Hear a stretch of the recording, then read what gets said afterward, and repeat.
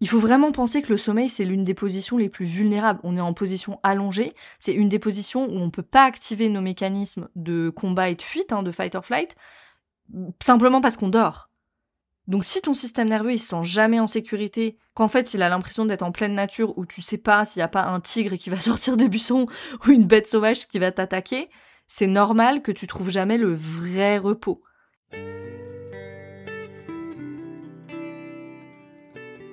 Bienvenue dans Pas de soucis, le podcast pour se libérer de l'anxiété avec Camille Thomas. Je suis Camille et avant d'être coach de santé, j'ai été une grande anxieuse. Je me suis libérée de l'anxiété le jour où j'ai compris que ce n'était pas dans ma tête. Pas de soucis, c'est le podcast pour celles et ceux qui sont fatigués par tout ce qu'ils ont essayé et qui savent qu'ils ont le pouvoir de guérir de l'anxiété naturellement. Alors si tu veux vivre sans anxiété et que tu as l'intuition qu'on ne t'a pas tout dit, ce podcast est pour toi. Je te retrouve tous les lundis pour explorer les pistes qui te permettront d'accéder au calme à l'intérieur de toi. Là du labeur, je me hâte vers mon lit, le cher repos pour des membres fatigués par le voyage. Mais alors commence un voyage dans ma tête. Ça, c'est un extrait du 27e sonnet de Shakespeare.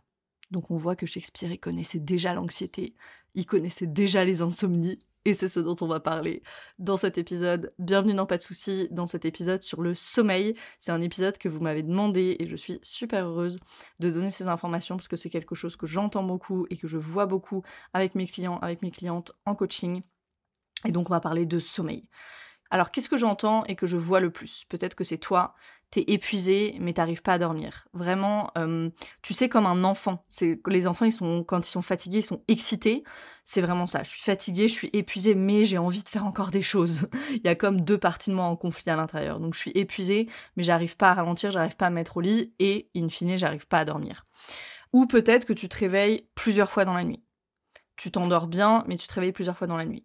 Ou peut-être que tu te réveilles le matin fatigué et tu as beaucoup de mal à émerger. Peut-être que tu te réveilles le matin déjà avec l'anxiété dans le ventre ou dans la gorge. Ou peut-être que tu es fatigué la journée et c'est plutôt le soir que tu as le pic d'énergie alors que c'est là où tu devrais dormir. Déjà, ce que je veux dire avant de commencer sur ce sujet, c'est que tout ça, c'est réel.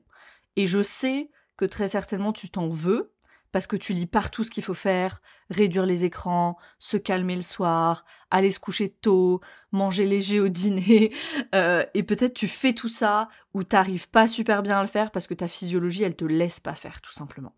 Et oui, il y a une question de volonté et d'intention là-dedans aussi, de se dire maintenant je vais me concentrer là-dessus et je veux bien dormir, un peu comme quand on veut perdre du poids, souvent d'ailleurs c'est lié les deux, mais c'est pas non plus que une question d'intention et de volonté.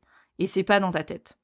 Donc dans cet épisode, je vais t'expliquer ce qui se passe avec ton sommeil, je vais te parler du système nerveux, je vais parler théorie polyvagale, je vais parler un petit peu des hormones et du mode de vie aussi, mais vraiment de choses accessibles et qui font vraiment une différence et qu'on a testé à la maison. Aussi, avant de commencer, une preuve que c'est pas que une question de mode de vie, de lifestyle, le sommeil. Et sûrement que tu vas m'en vouloir quand tu vas entendre ça, parce que vraiment, je fais un épisode sur le sommeil là, mais moi j'ai toujours très bien dormi. Moi, je travaille souvent jusque tard le soir et j'ai toujours dormi comme un bébé. Même dans les périodes les plus stressantes de ma vie, je pose la tête sur l'oreiller et je dors. Je pense que c'est un talent que j'ai. J'ai pas vraiment de routine du soir, à part me poser dans mon lit avec une infusion, une tisane, ça je le fais, et ne pas regarder de choses qui sont source d'adrénaline. Ça par contre, je sais que ça perturbe mon sommeil. Moi je suis hyper sensible à ça, je regarde aucun truc à suspense ou même où il y aurait, voilà, je sais pas, des histoires de meurtre ou je sais pas quoi, je regarde rien de tout ça. Ça, c'est vraiment mes hard rules, l'infusion le soir et pas de choses voilà, qui me déclencheraient du cortisol ou de l'adrénaline, mais pour le reste, j'ai rien de vraiment organisé.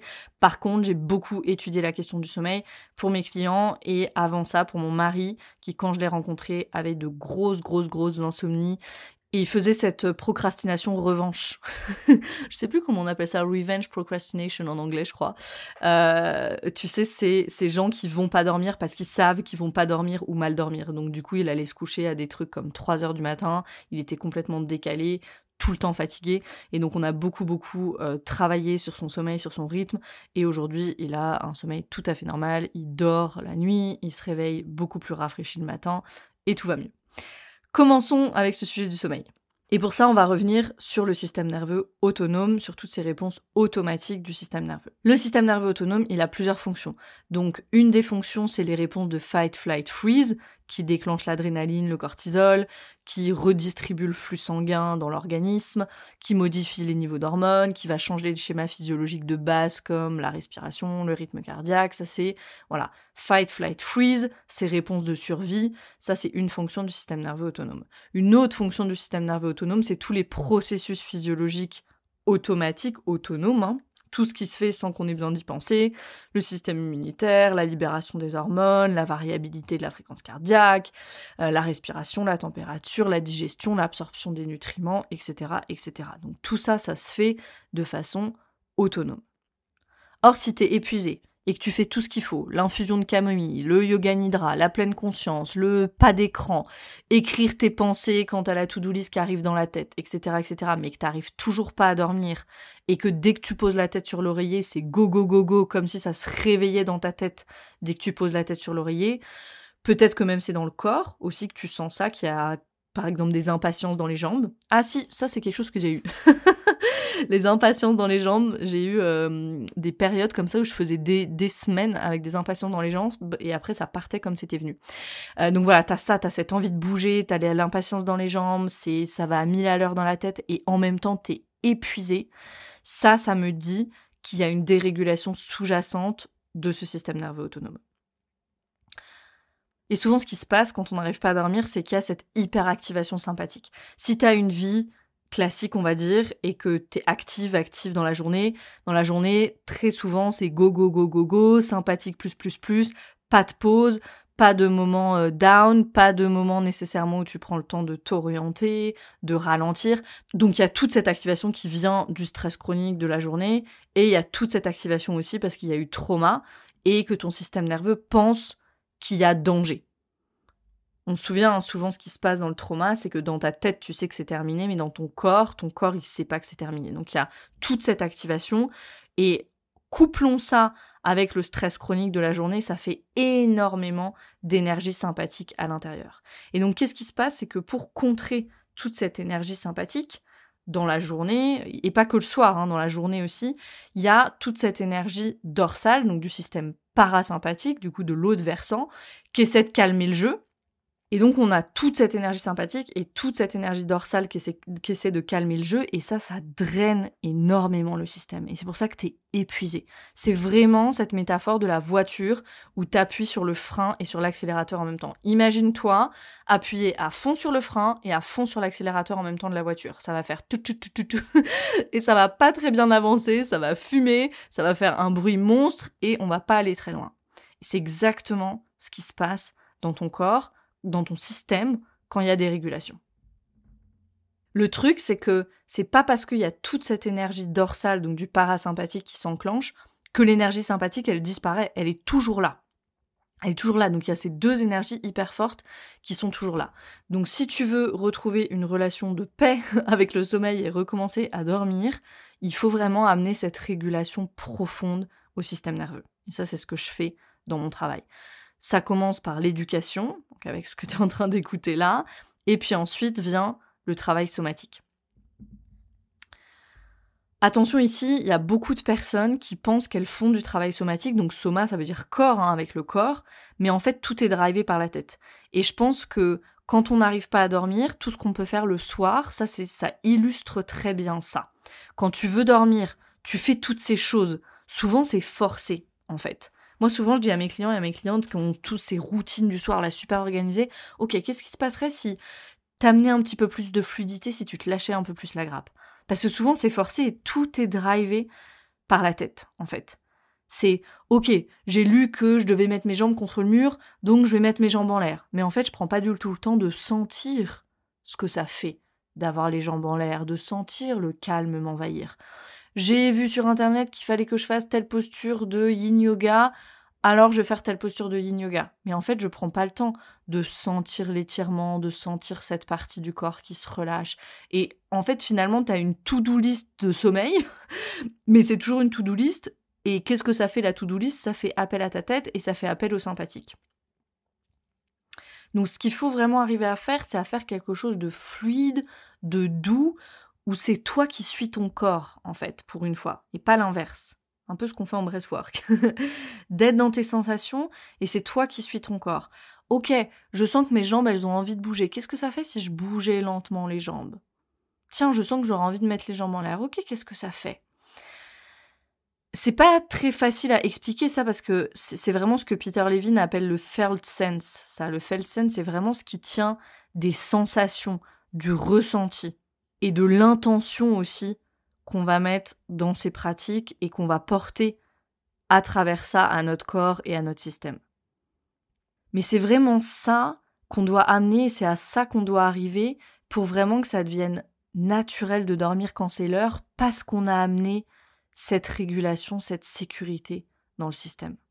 Donc le travail pour mieux dormir et pour arriver à dormir et vraiment avoir ce sommeil réparateur, c'est-à-dire ce sommeil où les cellules se régénèrent, où la paroi intestinale se répare, où le fluide là dans le cerveau, maintenant le nom m'échappe, qui est 10 fois plus actif pendant le sommeil et qui permet de détoxer littéralement au niveau du cerveau, d'éliminer les toxines, que tous ces processus-là puissent se faire, parce que c'est des processus qui se font pendant le sommeil, il faut avoir un sommeil réparateur pour ça. Donc pour avoir ce sommeil réparateur, dormir, pas tout le temps se réveiller, s'endormir quand c'est l'heure d'aller dormir, le travail, c'est vraiment les pratiques somatiques, c'est ce travail de régulation profonde du système nerveux autonome. Après, on lit plein de choses sur le sommeil, donc il y a quand même quelques éléments que je veux expliquer et que je veux éclairer. Peut-être que tu vois aussi toutes ces choses sur le nerf vague pour le sommeil. Il y en a plein sur Internet. Il y a plein de choses sur le nerf vague en général sur Internet. Ça, c'est un peu le buzzword du moment. Avant, c'était l'inflammation. Maintenant, c'est le nerf vague. On est passé un peu par le système nerveux, mais on est allé vite vers le nerf vague parce que c'est plus facile, on comprend mieux quand même. Et puis, c'est plus réducteur, donc c'est encore mieux si c'est réducteur. Mais en tout cas, on voit plein de choses sur le nerf vague. Pardonne l'ironie, je veux juste que tu comprennes ici que le nerf vague, c'est pas tout le système nerveux et que c'est pas juste en biohackant le nerf vague qu'on va réguler en profondeur son système nerveux. C'est vraiment un rappel super important à faire ici. Mais en tout cas, nous, on veut comprendre parce qu'effectivement, le nerf vague, il a un rôle en lien avec le sommeil. Effectivement, quand il y a des régulations, le nerf vague, il fonctionne plus de façon optimale. Et c'est en partie pour ça qu'en plus de ne pas pouvoir dormir, on n'a pas non plus un sommeil réparateur. Pourquoi ? Parce qu'on n'a pas accès à ce fameux état qu'on appelle rest and digest en anglais, donc repos et digestion. On n'a pas accès à ce circuit ventral du système nerveux autonome, à cette branche ventrale du nerf vague. Elle n'est pas active ou pas comme elle devrait l'être, en tout cas pas de façon optimale. Quand tu penses au nerf vague, je veux que tu penses au frein d'un vélo. Okay ? Le nerf vague, c'est vraiment le frein de la physiologie. Je vais l'expliquer en quelques mots. Le système nerveux autonome, on est d'accord que c'est un grand système. Il y a le circuit sympathique et le circuit parasympathique, mais c'est un grand système. Donc on ne peut pas espérer avoir cette hyperactivation sympathique sans que ça ait d'incidence sur la branche parasympathique. Je l'ai dit tout à l'heure, puisqu'il y a tellement de sympathique, le système nerveux, il essaie de contrebalancer avec de l'énergie parasympathique. Mais le truc, c'est que quand il y a de l'activation et de la dérégulation de façon assez intense, donc quand il y a eu trauma, le système nerveux, il va amener cette énergie parasympathique à l'aide de la branche dorsale du nerf vague. Donc, à l'aide de cette branche, c'est une branche, la branche dorsale, qui est beaucoup plus grossière, qui est beaucoup plus rapidement efficace aussi, mais beaucoup plus grossière que la branche ventrale. Donc, c'est un peu comme si ton système nerveux, il sent qu'il y a beaucoup de sympathique, donc ça appuie vachement sur l'accélérateur, et donc, il enclenche le frein à main. Ok ? L'image, elle est vraiment celle-là. Elle est grossière, mais elle est celle-là, et elle marche bien pour comprendre.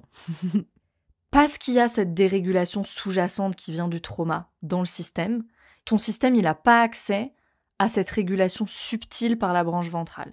Et donc, on n'a pas accès à cet état ventral où la vraie régénération se fait. La régénération cellulaire dont je parlais tout à l'heure, la réparation de la paroi intestinale, tout ce qui doit se faire pendant le sommeil. Donc peut-être que tu te dis que t'as pas de problème de sommeil, mais en fait tu te réveilles épuisé, grincheux, grincheuse, en ayant l'impression d'avoir dormi 2 heures et pas 8. Et ça c'est parce que tu dors, oui, mais t'as un sommeil que j'appelle assommé, moi. T'es comme assommé, mais l'activation elle est toujours là. Ça c'est très bizarre, mais on peut être endormi. Tu sais, c'est ce sommeil de quand t'as pris un somnifère et que t'as l'impression qu'un camion t'est tombé dessus. Ou alors, autre extrême du spectre, t'as un sommeil hyper léger, le moindre bruit te réveille. Ça, c'est quand t'es endormi et activé à la fois. Et si ton système, il se sent jamais en sécurité, c'est ce qui va se passer. Il faut vraiment penser que le sommeil, c'est l'une des positions les plus vulnérables. On est en position allongée, c'est une des positions où on ne peut pas activer nos mécanismes de combat et de fuite, de fight or flight, simplement parce qu'on dort. Donc si ton système nerveux, il se sent jamais en sécurité, qu'en fait, il a l'impression d'être en pleine nature, où tu sais pas s'il y a pas un tigre qui va sortir des buissons, ou une bête sauvage qui va t'attaquer, c'est normal que tu trouves jamais le vrai repos. Et ton système nerveux, il fait ça de façon complètement inconsciente, on est d'accord? Là, c'est cette fameuse neuroception. S'il a une neuroception constante de danger, bien sûr qu'on va pas pouvoir aller dans le sommeil en se sentant tranquille, en pouvant vraiment se déposer et se reposer. Et ça, cette hyperactivation sympathique avec pas d'accès à la branche ventrale du parasympathique, ça a des incidences au niveau hormonal. L'une des hormones du sommeil, la mélatonine qu'on connaît bien, elle est libérée que quand le parasympathique fonctionne correctement. Et la mélatonine, elle nous aide à dormir. On le sait, il y a même des personnes qui prennent de la mélatonine pour dormir. Donc c'est ça qui va se passer. Si les bonnes hormones sont pas libérées et le nerf vague et fonctionne pas bien, on dit qu'il est sous-actif, on parle de tonus vagal faible, on va pas arriver à s'endormir ou on s'endort sans problème mais on se réveille constamment pendant la nuit. Un autre sujet, qui est pas vraiment un autre sujet parce que ça vient quand même parler de trauma et de dérégulation, c'est si tu te réveilles le matin avec de l'anxiété ou que tu te réveilles au beau milieu de la nuit même, je dis avec de l'anxiété, mais voire en attaque de panique, avec vraiment cette peur, cette terreur en fait inexpliquée et peut-être inexplicable, on va voir pourquoi, qui te réveille dans la nuit ou avec laquelle tu te réveilles le matin. Moi j'ai des clientes qui me disent je me réveille le matin, j'ai déjà la boule au ventre, j'ai déjà la boule dans la gorge, ça va pas, je saute presque du lit, voilà, c'est vraiment comme s'il y avait un lion à mes trousses et je viens de me réveiller en fait. Donc on part du principe qu'il n'y a pas de danger dans la chambre où t'es et dans ton environnement proche. Je fais ce postulat là pour les besoins de l'explication, ok, que t'es pas en danger immédiat. Pourquoi alors tu te réveilles en plein milieu de la nuit ou le matin déjà avec cette anxiété? Ici, on vient vraiment toucher la corde du trauma préverbal. Il y a eu pendant longtemps cette croyance et ces pratiques depuis plus de 50 ans, ces pratiques de laisser les bébés pleurer. Okay, on disait en anglais cry it out, ok. Donc on laisse les bébés s'endormir en pleurant. Parce qu'il y avait cette idée qu'il faut que les bébés apprennent à s'autoréguler et qu'il faut pas créer de dépendance avec le parent. Bon, je vais essayer de pas être trop ironique ici, mais tu entends autour de ma voix ce que je pense de ça. Maintenant, on sait, sans l'ombre d'un doute, on sait que ce sont des foutaises. Pardon my French, mais c'est des bêtises tout ça. Laisser les bébés crier pour qu'ils musclent leurs poumons ou je sais pas quoi, c'est pas du tout ce qui se passe. Ce qui se passe quand on met un bébé... Alors déjà, ici moi je voudrais faire appel à ton bon sens et écoute ce qui se passe dans ton corps quand je vais dire la chose suivante. On met un bébé derrière des barreaux, dans un lit, dans une chambre, dans le noir, seul, séparé de ses parents. Est-ce qu'on est d'accord pour dire que les bébés sont les créatures les moins résilientes du monde? Oui. Donc qu'est-ce qui va se passer quand on met ce petit être sans défense, tout seul dans le noir? Déjà juste rien que ça. C'est paniquant, c'est terrifiant. Et ça a été fait pendant des années. Peut-être que ça a été fait avec nous, ça a été certainement fait avec nos parents, ça a été certainement fait avec nos parents. Et le truc, c'est que, avec nos parents, nos grands-parents, pardon. Et le truc, c'est que on savait pas mieux. Même les pédiatres savaient pas mieux. Maintenant, on sait et on commence à en parler de ces choses-là, mais avant, on savait pas. Et donc, mon point ici, où est-ce que je veux en venir, c'est que ces terreurs nocturnes, si je les appelle comme ça, ou ces crises de panique qui peuvent être là le matin ou dans la nuit, là, on vient souvent toucher ce trauma préverbal, cette terreur, parce qu'en fait c'est juste ça, c'est de la pure terreur, et souvent ce qui se passe, et c'est pour ça aussi qu'on peut-être que tu te dis ou qu'on se dit je suis folle, je suis fou, voilà, il y a pas de danger, je suis là dans ma chambre et pourtant je me réveille avec cette peur, parce qu'il y a pas de souvenir associé, ok, c'est préverbal, il y a pas de mémoire explicite associée, c'est juste ces sensations, cette terreur pure dans le corps. Donc ça peut être pour ça, parce qu'on nous a laissé pleurer. Et peut-être que, voilà, si, à part ça, enfin, s'il y a eu cette pratique-là, pour toi ou pour tes parents, j'en sais rien, il y a eu cette pratique-là, mais en dehors de ça, t'avais des parents attentionnés, t'étais dans un environnement safe, peut-être que, voilà, tu t'es très bien développé jusqu'ici, mais peut-être que t'as commencé ce chemin de guérison et là, ça commence à sortir, ça. Et ça, c'est très bon signe. C'est vraiment tous ces vieux traumas qui remontent à la surface. Et c'est un peu ce pourquoi on signe, hein, quand on s'engage sur le chemin de guérison. C'est toute cette vieille toxicité qui va remonter à la surface, c'est vraiment bon signe. Et je vais parler juste après de qu'est-ce qu'on peut faire quand ça émerge, ça. Mais une autre chose, une autre explication qui peut venir expliquer ces crises de panique comme ça la nuit ou cette terreur la nuit, ça peut être aussi pas forcément en préverbal, alors en préverbal peut-être, mais même un peu plus tard, ça peut être tout ce qui est hôpital, opération chirurgicale, alors ça peut être en préverbal, par exemple si on est né prématuré puis qu'on a été mis dans les incubateurs là, ça clairement. Mais après il y a aussi enfant, jeune enfant, tout ce qui s'est passé en termes médical, opération chirurgicale. Par exemple, moi j'avais de l'asthme sévère quand j'étais petite, et je me souviens, je devais avoir 6 ans je pense, je me souviens de 2 ou 3 fois où j'avais dû être hospitalisée. J'allais tout le temps la nuit, mais généralement mes parents restaient avec moi, et après je repartais, ils me faisaient les trucs à oxygène, là, et je repartais à la maison, mais 2 ou 3 fois j'ai dû être vraiment hospitalisée, rester la nuit et tout ça. Et je me souviens de ma mère qui repartait pour aller chercher mes affaires. Je me souviens de ça. Et j'étais laissée dans cette chambre là noire, parce que les infirmières, elles étaient plus loin, là, et j'étais toute seule. Terrible. Terrible. Et ça encore, j'ai de la mémoire explicite là-dessus.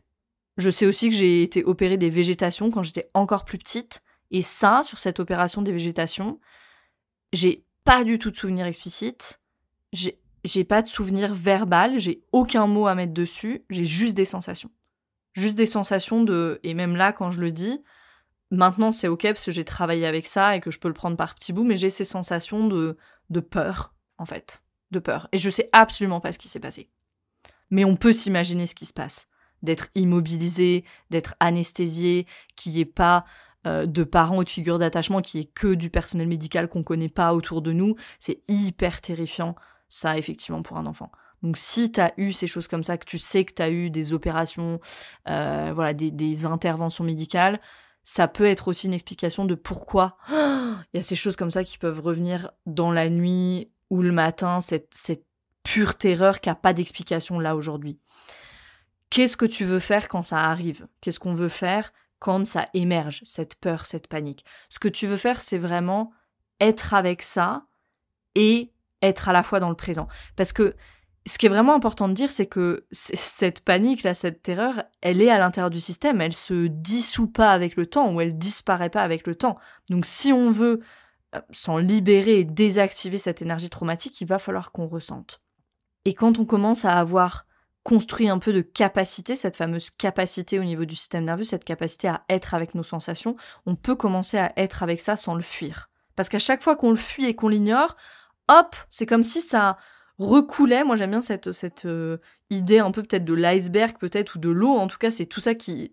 toute cette panique et cette terreur qui fait surface, puis en fait si je l'ignore ou si je le fuis, et ben hop, ça replonge à l'intérieur de mon système. Et c'est pas ce que j'ai envie de faire. Moi, ce que je veux, c'est lui permettre d'être libéré doucement, toute cette énergie traumatique. Donc, par exemple, si t'es dans ta chambre, c'est juste de te ramener dans le moment. Ok, regardez autour de toi, je suis là. Peut-être que c'est parler à voix haute aussi, et dire je suis là, je suis dans ma chambre, vraiment se réorienter aussi avec le son de ta voix, je suis dans ma chambre, peut-être que tu as besoin de marcher dans ta chambre, peut-être que tu as besoin d'aller boire un verre d'eau, de toucher ton lit, ton oreiller, vraiment de faire tout ce que tu as besoin de faire pour sentir tout ce qui est là et en même temps être complètement dans le présent. C'est pas si évident que ça, mais c'est vraiment ça le trick, c'est être complètement dans le présent et être avec ce qui est en même temps et lui permettre d'être ressenti pour pas finalement le ravaler, le renvoyer sous la surface. Donc ça, c'est vraiment ce qu'on veut faire. Et tu peux être rassuré, ou je sais pas si c'est rassurant, mais on a quasiment tous ça. Dans nos sociétés occidentales, les bébés, ils sont mis dans des chambres toutes noires où ils dorment seuls, ils sont mis dans des berceaux, ils sont mis dans des poussettes.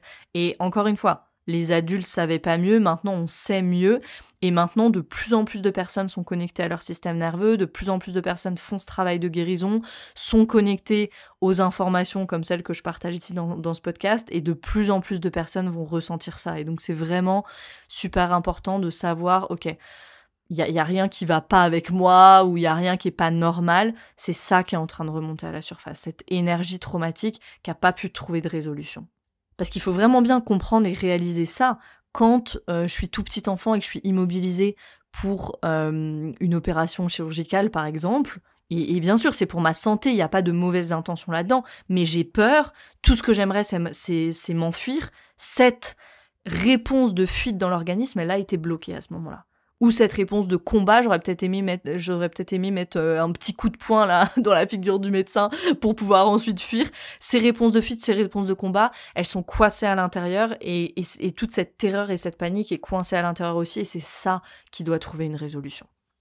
Ok, donc ça, c'était pour la partie trauma, système nerveux et vraiment ce travail de fond de régulation du système nerveux autonome. Ça, c'est vraiment le plus important, ok ? Après, maintenant, j'aimerais répondre à cette question, qu'est-ce qu'on peut faire pour le sommeil ? Donc ici, je vais donner quelques pistes en gardant à l'esprit que le travail profond, celui qui permettra vraiment, vraiment de dormir et de pas faire un effort constant pour maintenir cette capacité à avoir un sommeil réparateur et à dormir quand je décide que je veux aller dormir, c'est vraiment ce travail de régulation du système nerveux autonome. D'autres pistes ici. Une piste, c'est d'aller faire tout ce qui te fait te sentir en sécurité. Et ici, je vais même poser la question autrement. Si je te posais la question, qu'est-ce qui te fait te sentir en sécurité quand t'es dans ton lit, quand t'es dans ta chambre ? Et je vais même poser la question autrement, c'est si t'étais un enfant, t'aurais besoin de quoi ? Parce que je viens d'en parler, souvent la dérégulation, elle remonte aussi loin que ça. Ça peut être se bercer. Ce mouvement de se bercer, c'est aussi apaisant pour les enfants, pour les adultes. Hein. Si t'as une chaise à bascule, ce mouvement, si t'as ces boules là sur lesquelles on s'assoit au lieu de s'asseoir sur une chaise, comment ça s'appelle ? Je sais plus. Ces grosses boules là sur lesquelles on est assis qui peuvent donner aussi ce mouvement, sur lesquelles les femmes enceintes elles se mettent aussi, qui peuvent donner ce mouvement, ça peut être un super mouvement à faire. Être dans les bras de quelqu'un par exemple, faire du pot à pot avec ton compagnon, avec ta compagne, prévoir quelque chose que t'aimes faire dès le lendemain matin par exemple, toutes ces choses qui vont marcher avec les enfants et qui marchent avec les enfants hein, d'ailleurs, on peut se les donner aussi à nous. Une autre chose, un petit peu plus anecdotique, et peut-être un petit peu plus légère, mais qui est quand même backée par la science, donc je sais pas trop quoi en penser, tu me diras si t'essayes ça. Honnêtement, ça je l'ai pas essayé, parce qu'encore une fois, j'ai pas tellement de mal à dormir. Il y a une étude de 2018 de l'Université du Luxembourg qui a montré que le froid a un effet sur la variabilité de la fréquence cardiaque. Je l'ai évoqué rapidement tout à l'heure, cette variabilité de la fréquence cardiaque, mais c'est ça qu'on utilise, c'est l'indicateur qu'on utilise pour mesurer le tonus vagal, donc pour voir si le nerf vague est pas assez actif ou si au contraire il fonctionne bien.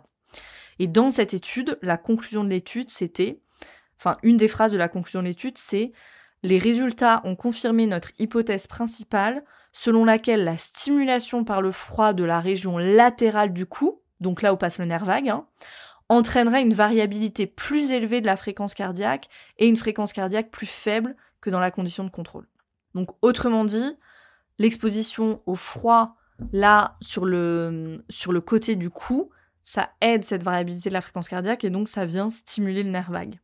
Et pourquoi je dis que c'est un petit peu anecdotique ? Parce qu'il y a une influenceuse, je sais même plus son nom honnêtement, mais elle a eu un truc comme 3 millions de vues sur une vidéo TikTok où elle disait qu'elle se posait un paquet de glace sur la poitrine pendant quelques minutes avant de dormir et que ça l'aidait à s'endormir. Donc tu le sais, moi, ce genre de biohacks, c'est pas trop mon truc, mais je suis quand même allée lire quelques articles là-dessus. Il y a pas mal de personnes qui disaient « Oui, j'ai essayé et ça m'a aidé aussi ». Donc du coup, tu peux essayer quelques minutes sur le côté du cou ou sur la poitrine, j'en sais rien, un sac de petits pois surgelés ou un sac de myrtilles surgelés, ça fait l'affaire aussi. Tu peux vraiment essayer ça.